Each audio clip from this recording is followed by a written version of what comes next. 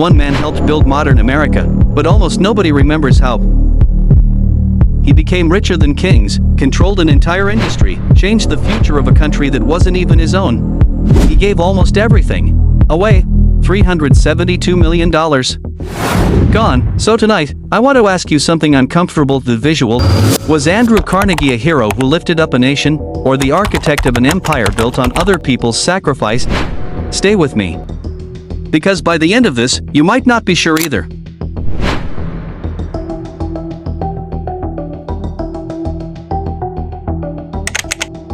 Look around you right now, the bridge you drive over, the building you work in, the train tracks under the city, the skeleton of almost every skyscraper on Earth. It's all made of the same thing, steel, and there was a time, not that long ago, when steel was rare, expensive, slow to make. Before 1870, steel was a luxury, then one man changed that forever. He didn't invent steel. He just figured out how to make it faster, cheaper, and in quantities the world had never seen, and in doing so, he became the second richest man in human history, adjusted for inflation. Richer than Musk. Richer than Bezos. Richer than Gates. This isn't just a story about money, it's a story about immigration, ambition, exploitation, innovation, and the price of the American dream. Let's go back to where it all began. In a small stone cottage with one room, a boy is born. His name is Andrew Carnegie. His father is a handloom weaver. A respected trade, until it isn't. Because right as Andrew is growing up, something is happening across Britain. Steam-powered looms. Machines that can weave fabric faster, cheaper, and without needing a skilled craftsman. Carnegie's father's trade becomes obsolete almost overnight. Here's the irony you need to sit with for a second. The same force that destroyed Andrew Carnegie's childhood, industrial machinery, would later make him one of the richest men who ever lived. Remember that. It matters later. With no work and mounting debt, the Carnegie family makes a desperate decision. In 1848, they borrow money and sail to America. Andrew was 13 years old. They arrive with almost nothing. No money, no connections, no safety net, just a 13-year-old boy who was about to become one of the hardest workers in American history. His first job, bobbin boy in a cotton mill. 12-hour shifts. 6 days a week, his pay? That's about $45 a week today, for 60 hours of work. But here's the thing about Andrew Carnegie that you need to understand early. He didn't see himself as poor, he saw himself as early. At night, exhausted from the mill, he went to a small local library, run by a man named Colonel James Anderson, who opened his personal book collection to working boys for free. Carnegie read constantly, obsessively, and decades later, this single memory, a rich man sharing his books with a poor boy for free, would shape one of the most famous philanthropic legacies in history. We'll come back to that too. Then, at 15, everything changes. He becomes a telegraph messenger boy. Sounds small. It wasn't, because the telegraph office was where information moved first. Business deals, railroad schedules, market prices. Carnegie memorized the businesses of Pittsburgh. The faces, the names, the deals. He taught himself to translate Morse code by sound alone, faster than almost anyone in the office. He wasn't the strongest. He wasn't the richest. He was the most observant. And that is the first real lesson of this story. Wealth doesn't always start with money. Sometimes it starts with paying closer attention than everyone else in the room. That attention got him noticed. Thomas Scott, a superintendent at the Pennsylvania Railroad, hired young Carnegie as his personal telegraph operator and assistant. This was the moment everything shifted, because Scott didn't just give Carnegie a job, he gave him access. Carnegie learned how railroads were financed, how capital worked, how investments compounded, and in 1855, Scott offered him something that would change his life forever, a chance to invest $500 in a company called Adams Express. Carnegie didn't have $500, so his mother mortgaged their house, their entire home, put on the line, for a stock tip from a railroad boss. Carnegie later said that when he saw that first check arrive in the mail, he realized something most people never do. Money can work, even while you sleep. That single idea, make money work for you, is the seed of everything that follows. By his late 20s, Carnegie was already wealthy. Railroad investments, iron works, oil wells, bridge companies. He was smart with money, but he wasn't an empire yet. Then, he took a trip to England. He saw something that would change the entire trajectory of American industry, the Bessemer process. Here's why this mattered so much. Before this invention, making steel was slow, expensive, and required enormous skill. It could take a full day to produce a small batch. The Bessemer process blasted air through molten iron, burning off impurities in minutes, not hours. Suddenly, steel wasn't a luxury material anymore. It could be mass-produced, and Carnegie asked himself a question almost nobody else in America was asking at the time. What happens to a country once steel becomes cheap? Bridges that could span rivers, railroads that could stretch across continents, skyscrapers that could rise higher than anyone thought possible. He saw the future before it existed.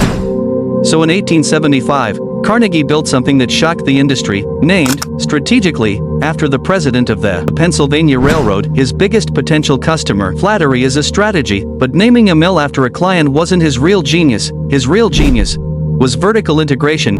Let me explain this simply. Most steel companies bought their raw materials from other businesses. Iron ore from one company, coal from another, transportation from a third. Every middleman took a cut. Every step added cost. Carnegie asked a different question: why am I paying other people for things I could own myself?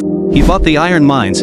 He bought the coal fields. He bought the railroads that moved it. He bought the ships that shipped it. By owning literally every stage of production, Carnegie eliminated the middleman, and every dollar someone else used to earn became a dollar Carnegie kept.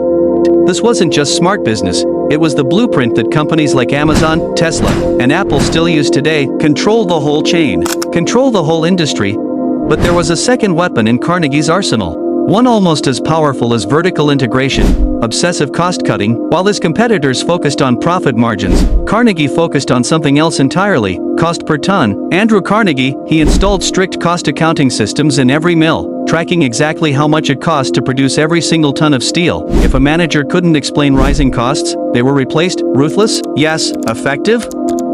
Also yes. And when economic depressions hit, and they hit hard, multiple times in this era, most steel companies panicked and cut production. Carnegie did the opposite. He bought competitors' equipment for pennies on the dollar during downturns, and built new, more efficient mills while everyone else was retreating. By the time the economy recovered, Carnegie wasn't just ahead of his competition, he was in a completely different league. By the 1890s, Carnegie Steel wasn't just a company, it was an empire. Let's talk numbers, because the numbers here are almost hard to believe. In 1875, American steel production was measured in thousands of tons. By the 1890s, Carnegie's mills alone were producing more steel than the entire country of Great Britain. Let that sink in for a second. One company, one man's operation, outproducing a nation that had industrialized decades earlier. In 1900 alone, Carnegie Steel generated profits of roughly $40 million, and here's the detail that always stuns people. There was no federal income tax in America at the time. None of that $40 million was taxed. Carnegie kept nearly all of it. This was the height of what historians now call the Gilded Age, a period where a small handful of industrialists, Carnegie, Rockefeller, Vanderbilt, Morgan, controlled a staggering share of the entire American economy. Carnegie wasn't just wealthy, he had become something new in American history, a private citizen with more economic power than most governments on earth. And that is where our story starts to get complicated.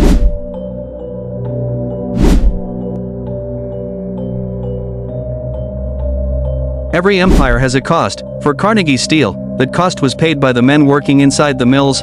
Steel workers in this era often worked 12-hour days, 6 or 7 days a week, in conditions that would be almost unthinkable today: furnace burns, missing limbs, deaths that barely made the local newspaper. Historians estimate that in the steel industry during this period, a worker died on the job roughly every few days across the major mills. And here's the uncomfortable irony: Carnegie publicly positioned himself as a friend of the working man. He wrote essays about fair wages and workers' rights. He even claimed to support labor unions in writing. But in 1892, that image collided violently with reality. The Homestead strike. Carnegie was in Scotland at the time. Conveniently, he had left the dirty work to his business partner, a man named Henry Clay Frick. Harsh lighting. Frick was aggressive, cold, and determined to break the steel workers' union at the Homestead plant. When workers refused new contract terms that cut their wages, Frick locked them out of the plant entirely. Not a strike, a lockout. Then Frick did something that shocked the nation. He hired hundreds of armed private security agents from the Pinkerton Detective Agency and brought them in by barge to forcibly retake the plant. What followed was a violent battle between workers and Pinkerton agents. At least 9 workers and 7 Pinkerton agents killed, the state eventually sent in the National Guard, the strike was crushed. The union was broken. And Carnegie, he stayed in Scotland the entire time, sending telegrams of support for Frick's actions from thousands of miles away. The man who wrote essays about respecting workers, let his partner crush them with private soldiers. I would rather have won that strike than anything I ever did in my life. Henry Clay Frick. To be fair, historians are divided. Some argue Carnegie was a hypocrite hiding behind distance to protect his public image. Others argue Frick acted independently and Carnegie genuinely regretted the violence afterward. But one thing is undeniable. Carnegie built an empire that made him one of the richest men alive, on the backs of workers who could barely afford to feed their families. Is that just business? Or is it something darker wearing the mask of progress? I'll let you decide. But keep it in mind, because what happens next makes this story even more complicated.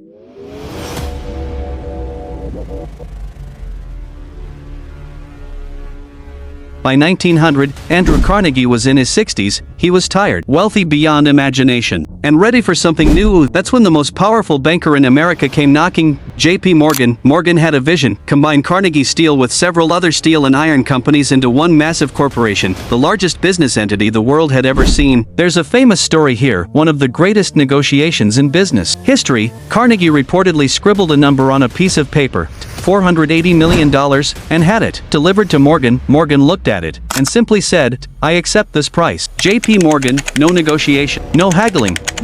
In today's money, that deal was worth well over $17 billion. Carnegie personally walked away with roughly $225 million of that, equivalent to well over $8 billion today. U.S. Steel, the world's first billion-dollar corporation, in 1901, U.S. Steel became the largest corporation on Earth, producing more steel than entire countries. Carnegie, the poor immigrant boy from a one-room cottage in Scotland, had just become the richest private citizen in the entire world, and then, he did something almost no wealthy person in history has ever done. He decided to give nearly all of it away.